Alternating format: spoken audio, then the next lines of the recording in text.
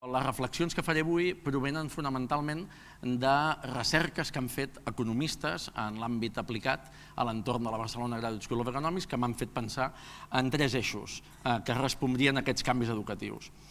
Un primer, com assolir una escola integradora, és una reflexió sobre la idea de llibertat d'elecció de centres, el model que tenim. Un segon, com abordar amb decisió la formació de mestres. I un tercer, que s'ha apuntat abans, com prendre decisions des de l'anàlisi científica de dades. Anem al primer. Catalunya és un país que ha rebut 1 milió de nous ciutadans en els últims 10 anys, una sisena part de la població actual, i crec que l'escola és la principal eina d'integració d'aquests menors procedents de les famílies que han vingut i que també els pot donar de millors oportunitats, una cosa a la que no només se'n beneficien ells, sinó que ens en beneficiem tots. El sistema existent de punts per garantir la llibertat de centre està tenint com a conseqüència, sembla ser, una progressiva segregació dels col·lectius d'estudiants procedents de famílies d'immigració recent. El perfil socioeconòmic dels barris acaba comportant un perfil socioeconòmic determinat a cadascuna de les escoles, amb el que això implica de desigualtat d'oportunitats. De fet, això també podria tenir com a conseqüència determinar que s'esculli el barri en funció de l'escola que vols pels teus fills i per tant que progressivament això vagi creant un tipus de segregacions. Per tant, la meva primera reflexió és que com que ens cal que l'escola actuï com a força integradora i no com a força segregadora, valdria la pena revisar el model. Una segona reflexió sobre la formació dels mestres. En els moments de contracció econòmica cal analitzar quines són les iniciatives que no tenen directament cost, però que poden tenir un impacte molt gran en aquest cas en l'organització del sistema educatiu. Una recerca també recent de les professores Asmat i Iriberri sobre les dades de l'OCDE PISA Report del 2006 mostra que no hi ha una forta relació positiva entre la quantitat de diners invertits en educació i els resultats en tests estàndards, per exemple, de matemàtica, ciència i lectura. En canvi, crec que des del reconeixement, el compromís i la implicació dels mestres, que és el que està aguantant en gran part el nostre sistema, cal abordar la gran assignatura pendent de si el model de formació de mestres de què disposem dona resposta satisfactòria a les necessitats del nostre sistema educatiu. Quan en una estada que vaig fer a la Universitat de Cambridge uns quants mesos vaig constatar que molts estudiants brillants de diverses disciplines acabaven dedicant-se a la docència d'infants i adolescents havent fet un programa pont que els donava les capacitacions pedagògiques necessàries. És a dir, ningú començava als 18 anys a preparar-se per ser mestre, sinó que feien uns estudis que podien ser història, estudis asiàtics, política, filosofia, etc. A l'estat espanyol, en canvi, els estudiants universitaris han de decidir als 18 anys si volen ser mestres i dediquen 4 anys, abans eren 3, a fer una carrera fonamentalment enfocada a aquest objectiu. Analitzant les dades dels estudiants de l'estat espanyol de 2011, aquesta anàlisi mostra que en cap de les 3 proves es veu que haver tingut un mestre que hagi estudiat magisteri sigui positivament significatiu. Fins i tot, de fet, en la prova de lectura, el coeficient és lleugerament negatiu respecte a la mitjana. També caldria revisar el propi enfocament de la formació de mestres. Les pròpies internacionals són bàsicament pragmàtiques, mentre que el nostre professorat té una aproximació més aviat teoricista. I no és el mateix disposar de competències lingüístiques que saber llengua. El tercer element i final és la idea de prendre decisions des de l'anàlisi científica de dades. S'ha esmentat fa un moment, molts dels exemples que s'han emprat mostren que si es fan servir evidències empíriques rigoroses es poden prendre decisions que tinguin impacte en el nostre sistema. Debats com la sisena hora, les conseqüències que el 70% de l'ensenyament secundari públic sigui intensiu, la desigualtat que poden generar les diferents possibilitats d'ús d'aquest temps lliure per part d'estudiants de perfils socioeconòmics diferents. Tot això, si nosaltres fem servir dades, l'anàlisi de dades i fins i tot les experiències que tenim, els petits experiments naturals, com per exemple la diferència en la sisena hora o en l'ús del lleure dels que fan secundària intensiva, ens permetria tenir una presa de decisions millors. En resum, jo diria que és fonamental la rigorositat de la recerca, bandejar la demagògia i la simplificació en l'anàlisi de dades i possibilitar que l'evidència científica serveixi per prendre decisions que facin del nostre sistema educatiu el model d'èxit que volem. Gràcies. Quins són els canvis educatius necessaris per Catalunya avui? Quan diem necessaris volem dir canvis desitjats, volguts, conscients. Però hem de ser també molt conscients que hi ha molts canvis que no els volem, però que la mateixa dinàmica de les coses, del context, provoquen sobre l'educació. I segona qüestió important sobre l'enunciat, quan parlem de canvis, al meu entendre podríem fer servir la metàfora darwiniana de com modifiquem el codi genètic d'un ésser viu. Quan es modifica el codi genètic d'un ésser viu, per donar resposta adaptativa a l'entorn, podem fer diverses coses.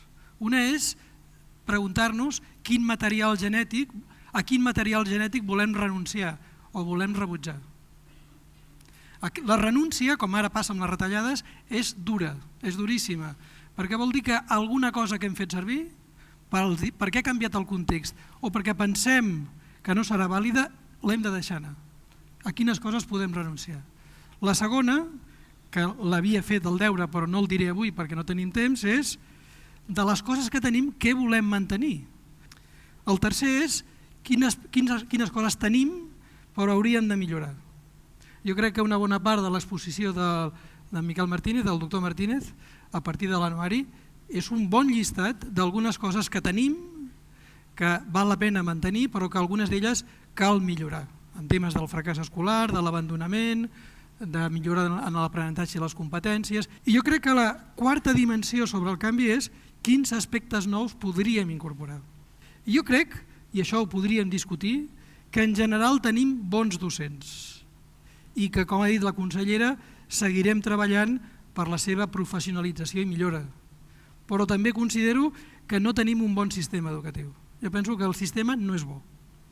I des del meu punt de vista, la primera proposta és que cal millorar el sistema. Com el milloraria? Primera idea seria, jo proposo una total corresponsabilització i participació activa d'una banda de l'administració catalana i d'una altra dels municipis, en la funció de governança educativa, a la qual s'ha referit també el doctor Martínez, especialment en les tasques de definició i assoliment del que jo consideraria 6 factors claus, que els 2 grans sectors del sistema haurien de vetllar o haurien d'assegurar: la igualtat d'oportunitats, la qualitat, l'eficàcia en el rendiment escolar i en l'assoliment de competències, l'excel·lència en els resultats, la disponibilitat bàsica de recursos i un element també molt important que seria l'escolarització, distribució i composició equilibrades de l'alumnat pels centres. Aconseguit això, la meva segona proposta seria tenir mentalitat organitzativa, és a dir, cal pensar cada vegada més en claus de centres i apropar les decisions rellevants als centres, la qual cosa s'hauria de traduir en treballar per aconseguir, si no en el curt termini, sí en el mitjà termini, una, no diré autonomia, ho ha dit la consellera, jo diria una real autonomia dels centres en 3 nivells, 3 nivells que queden recollits, a més, en l'informe o a l'anuari.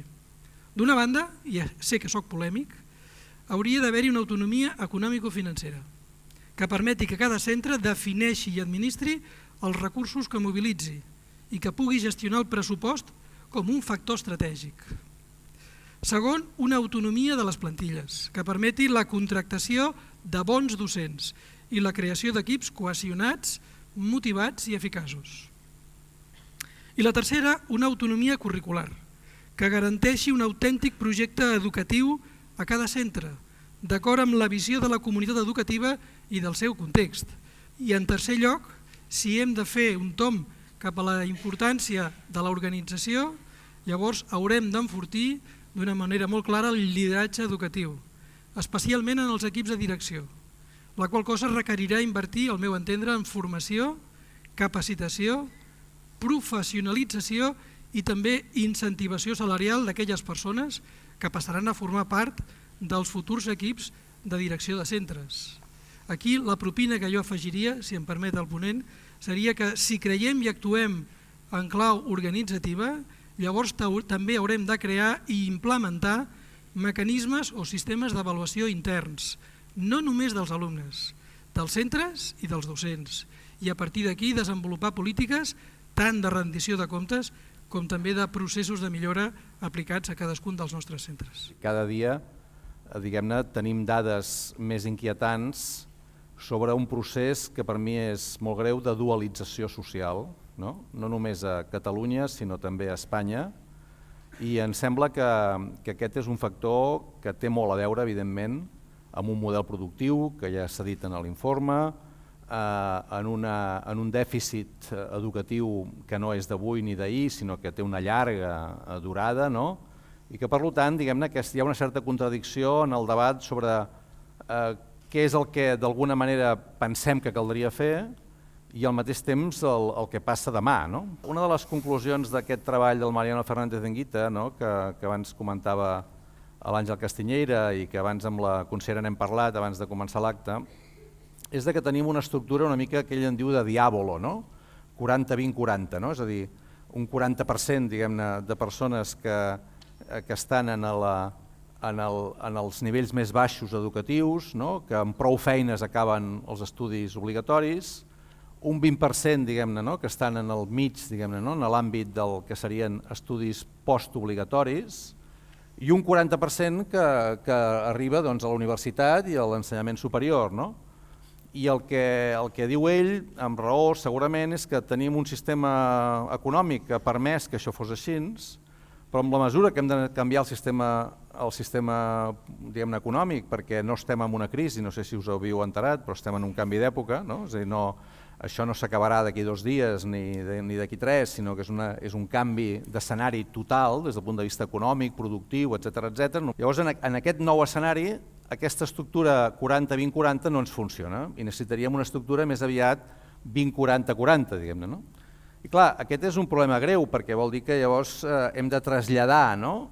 És a dir, hem de ser molt curosos en el procés de què prioritzem. Jo crec que hauríem de seguir parlant d'educació i no només d'ensenyament. Jo crec que aquest és un tema central, perquè això vol dir tenir una visió de sistema educatiu, que no només combini, com ara deia l'Àngel Castiñeira, Generalitat i Ajuntaments, sinó també tots els àmbits i tota la línia educativa des dels 0 als 100 anys. Hem de seguir amb una línia de veure l'educació amb el seu sentit més transversal, global i amb això que en diuen el long life learning. No?